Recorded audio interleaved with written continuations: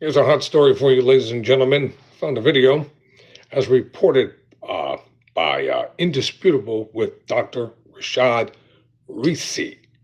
Headline reads McDonald's hit with nationwide boycott after black franchisees expose racism. It's no brainer there. So, more than 40 black former McDonald's franchise owners are calling for a boycott against the chain after rolling back its commitment to DEI initiatives. I wonder why McDonald's is participating in such shenanigans. You know why, and I know why. They don't want black people to have anything productive in this nation. Check out this video.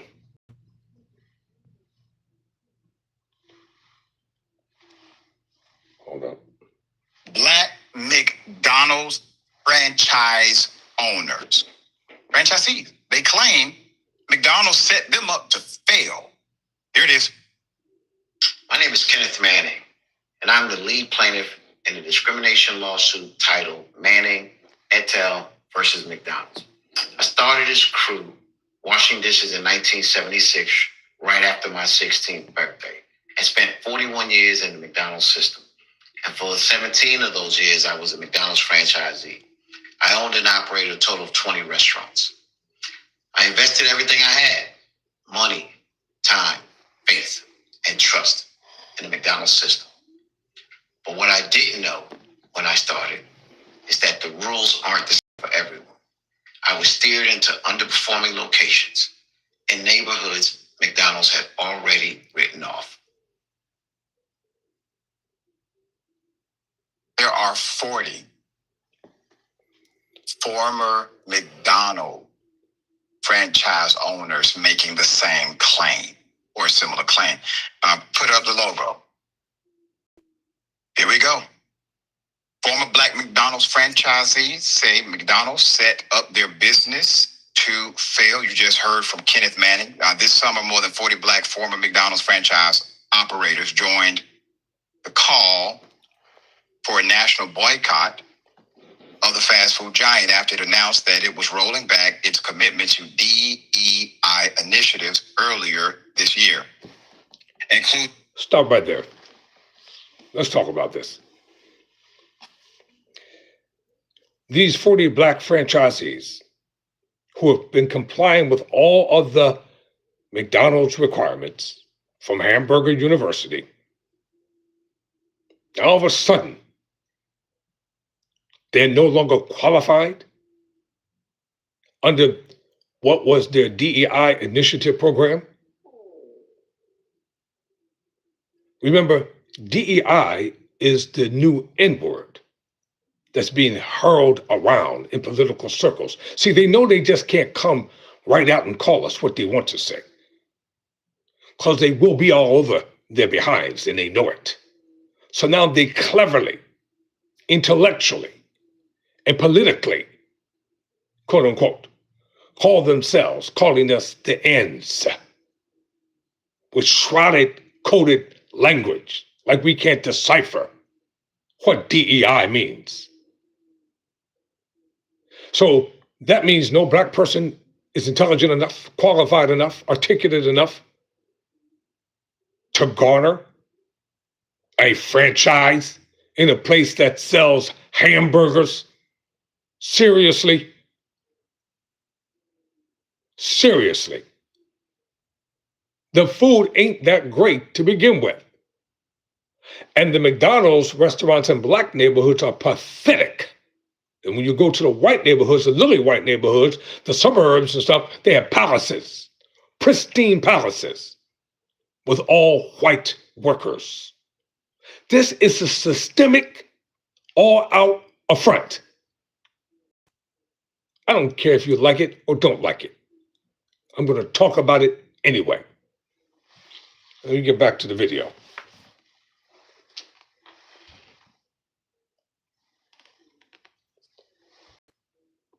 The ending diversity goals for hiring and promoting employees, and its prior pledge regarding supply chain inclusivity, which basically means vendor relations for the corporation. The former franchisee's economic action was in line with their ongoing legal efforts as all plaintiffs in a federal lawsuit filed in 2023 and obtained by Atlanta Black Star that accuses McDonald's USA and McDonald's Corporation of forcing them out of business due to systemic racial discrimination.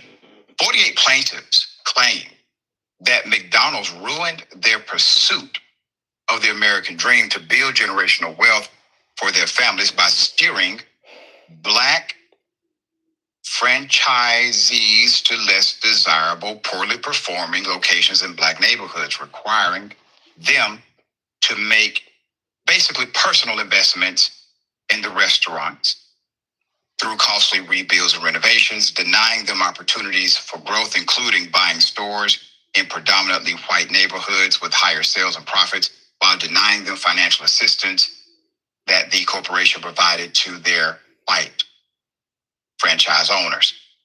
When it came time to sell their restaurants, the lawsuit claims McDonald's would not let them sell to their preferred Black buyers and made them sell at lower prices to white buyers that the corporation had handpicked. Among them is lead plaintiff Kenneth Manning, who started his 41-year McDonald's career as a dishwasher at 16 and then managed a restaurant before pursuing a career as an owner-operator, eventually owning 20 restaurants in Alabama, Georgia, and North Carolina. Talk about a success story. Talk about if McDonald's would have backed this brother, talked about his story, made a commercial about him, highlighted him on their social media, their website. Think about all of the positive PR that would have come out of that. Now, frankly, I don't go to McDonald's, not anymore. It's been years. But you do find that McDonald's, they have franchise owners. And these owners are locally empowered to hire individuals as long as your store is profitable. It creates an ecosystem of economy, especially for young workers. Many times, that's the first job, working in the fast food restaurant, for many of us, including myself. So what do we have? I mean, it sounds kind of diabolical. So you mean to tell me that you can own the franchise, you operate it, you put the investment capital down, you invest also your blood, sweat, and tears equity in addition to your income. When it comes time to sell, you pick a preferred buyer. Buyer has money, but the corporation who gave you the license to operate says, no, we don't want you to sell to that person. This is according to the allegation. But we have some recommendations for you to sell to. And not only must you sell to them our recommended list, but they will purchase at a lower price. In 2009, McDonald's, the regional vice president of operations, Debbie Stroud, offered Manning 10 company-owned stores in the Atlanta region, which were collectively underperforming by $11 million. The complaint states McDonald's then subjected Manning to a demanding rebuild schedule that it did not require of white owner-operators. The lawsuit states, in his first year as a franchisee, he completed 3 rebuilds of the Atlanta store, spending $5 million on top. Hey guys, this is Senator John Ossoff in Georgia, and please hear me out. He paid to purchase the store. First year as a franchisee, he completed 3 rebuilds of the Atlanta store, spending $5 million on top of the $16 million he paid to to purchase the stores. No white owner-operators in the region were required to complete as many rebuilds in that time frame, he claims. Manning says he wasn't given access to the kinds of support that other white owner-operators received, including rent relief, remodeling assistance, and opportunities to buy more profitable stores, and was, quote, treading water while his white counterparts were, quote, expanding their organizations, refinancing, and building equity, end quote. He alleges that McDonald's, quote, implied that it would let him buy a new company-owned store being built down the road if he completed the renovations on one of his Atlanta stores within a year, which he did. But the company reneged on and sold that store to a white owner-operator based more than 40 miles away from said store. When he protested, Darren Hall, a McDonald's franchising executive, told Manning that he was not eligible for expansion, which Manning says was not true because Hall had been pushing him to purchase another underperforming store in the area only 3 months before that conversation. Hall later retaliated against Manning, according to the narrative, for speaking up about his unfair treatment to other company leaders, the lawsuit says, by, quote, deploying its tactic of forcing Black operators out of McDonald's system by increasing unannounced inspections of his stores. When he tried to sell the 16 stores in 2017 at market value to a franchisee whom he had been negotiating, he says McDonald's blocked the sale and forced him to accept lower offers from buyers the company had preferred, all of whom were white. So remember, the buyer that he has set up is a franchisee. So McDonald's, if this is true, actively selecting which of its equal franchisee owners could have an opportunity at the purchase. Put them up full mask. Quote, I walked away with less than what I had put in and far less than what I had earned, end quote. The lawsuit claims that McDonald's engaged in a pattern and practice of forcing Black franchisees into substandard low-profit stores in predominantly Black communities with high crime rates based on their racist belief that customer sales would increase and that McDonald's bottom line would therefore improve if stores were operated simply by individuals who had the same skin color as the rest of the community. Without any support, without the proper mechanisms in order to grant relief that were extended to white owner-operators according to the lawsuit. Hell of a thing. Once again, not one person saying this, okay? 48. All right, Yasmin, thoughts here? Yeah. Let me explain something to you. When I first came out of high school, and I was deciding what I was going to do with my life and what type of career I wanted, I took a job and I got employed working at a McDonald's restaurant in downtown Philly, which was across from John Wanamaker's. It was one of those big stores. And I know for a fact that racism is rampant within the McDonald's corporation. And the supervisor, he gave me the task of doing the dirty work while the white people could do the nice work. He wanted me out there cleaning up all the garbage and the trash and everything. And the big room when you first come into the store was so huge. So as soon as I got it cleaned up, I turn around and there's more trash and garbage and dirt out there. Well, one day he made the mistake of calling me a boy. And I'm here to tell you all hell broke loose. And I told him what he could do with the shovel, the bucket, the trash can, the trash that was in the can. I told him what he can do with the burgers and the fries and the onions and the ketchup and the pickles and everything else. And I told him exactly where he could put it. And I let it be made known. I let it be made known this is a different day and this is a different time. I may be young, but this is one Black man you will not disrespect and walk over. He said, well, what about all this stuff? I said, I don't give up. You figure it out. Because you crossed the line. And you thought this was 1642. And you figured, because you got a lot of black people working in there, that you could recklessly speak out of your mouth. The reason why McDonald's is doing what it's doing, the same reason why Target is doing what it's doing, and other major corporations across America. End these DEI initiative programs, or you will get no more governmental contracts. You won't get any money. You won't get any subsidies. You won't get any tax breaks. Make sure you don't hire black people. Hire anybody else. And if you hire black people, hire only one and make them do all the dirty work. And if they say anything about it and complain, then fire them.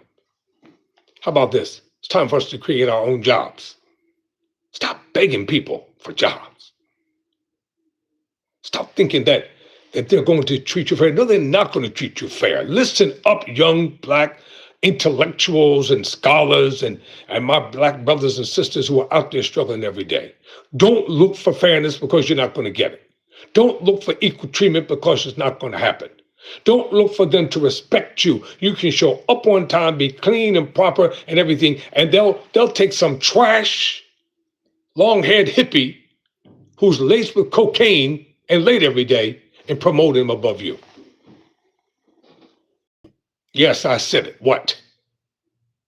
Somebody needs to say stuff out loud and be bold and uncompromising with it. Stop begging people. Stop trying to get along with people. Stop compromising with people. Forget about this quote unquote turn the other cheek stuff. Let them turn the other cheek. How about that?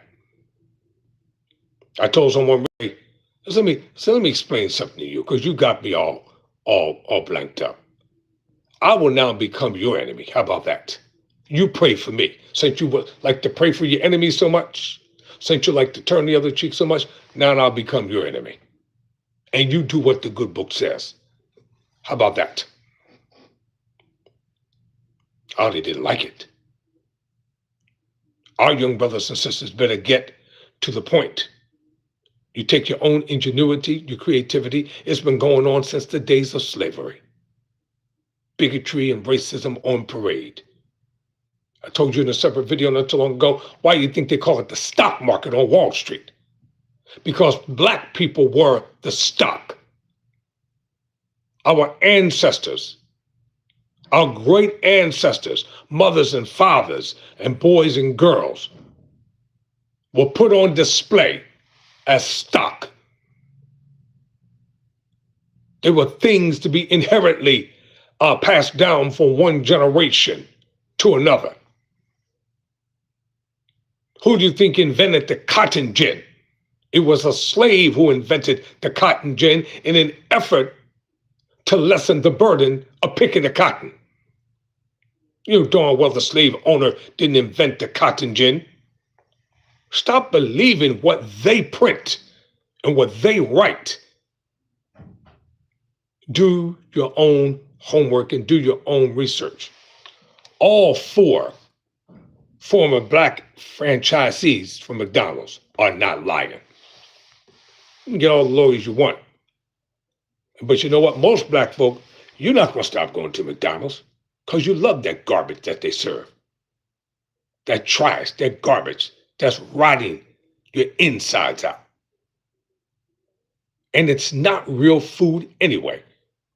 You need to go and watch the Netflix documentary about McDonald's. And there's a book called Behind the Arches. Read it. It's a true story about every fast food store in America and how it was created. Stop being so eager to get along with people. Stand alone if you have to. Succeed alone if you have to. But stop bowing down.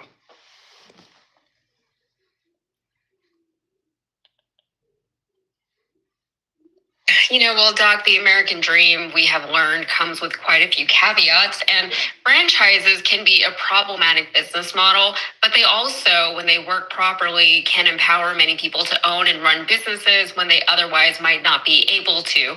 But those problematic aspects have gotten a lot more attention lately, because many franchise owners like these have drawn attention to these things that most average people just aren't aware of or aren't thinking about, like the things detailed in this story. No one would have known that any of this was going on until these business owners got together and decided to sue a giant multinational corporation over this. Subway, for example, has also come under fire for similarly predatory practices that stifle their franchise owners and saddle them with a ton of debt and basically trap them with a store in a bad location that is then cannibalized by another location that Subway allows to open across the street. But with McDonald's now, there seems to be a racial aspect to their case and practices. And let's be clear, this is not the first time that McDonald's has been accused of being, let's say, racially insensitive. A lot of people, including myself, have been boycotting McDonald's. Not that I went to McDonald's that much in the first place, okay? And that actually matters, because whenever McDonald's was still selling in Israel, a lot of people were decided to boycott McDonald's for that reason, unless they pulled out of Israel. And McDonald's, on like a hot mic, or it was leaked somewhere, they said, "Oh, it's all the Muslims are to blame for our low sales this quarter," or whatever. Like completely ignoring the fact that it wasn't just Muslim people who were boycotting. Also, how much McDonald's are Muslim people just consuming all the time that it would have that big of an impact on your bottom line? It was everybody who was protesting against your involvement in Israel. It wasn't just the Muslim people. That's a ridiculous statement. But, they do seem to have like this myopic, simplistic way of looking at the world and the people in it. And this case, I am interested to see how this one's going to play out, if they are going to be found to have been engaging in the things that these business owners are saying that they have been engaged in. And I, for my part, will continue to not eat at McDonald's. They opened one right by my house and also right by my gym. And the other day I was like, when you leave the gym and you're like so hungry, I was like, "Ooh, those fries sound good," but I didn't do it. I just went home. There you go. Glad you made the sacrifice. And naturally, I'm joining in the boycott. I ask that our allies do the same until McDonald's gives these individuals a proper response and remedy. Attention homeowners, if you need... I'm right We're there here with in you. Orlando, Florida, at the Black... I'm right there with you. See, it's not hard for me to do the right thing. Say hello to my good friend Vincent. What's happening, V? Thank you for joining me on the program today. Good to hear from you, my brother. Good to hear from you. If you haven't subscribed to the channel, kindly subscribe. I appreciate it. Going to the comment section once again for Cake and uneducated with no degree, and they give them, yes, they do. They give them the jobs, the raise, and the promotions all the time. They didn't want to try to justify it. Has always been a historically racist and bigoted organization, and they still are. I bet you they don't have any top black executives in the McDonald's Corporation. I ain't talking about regional this or regional that. I'm talking about where the real power is. All right, y'all, gotta go. Never surrender. Never quit.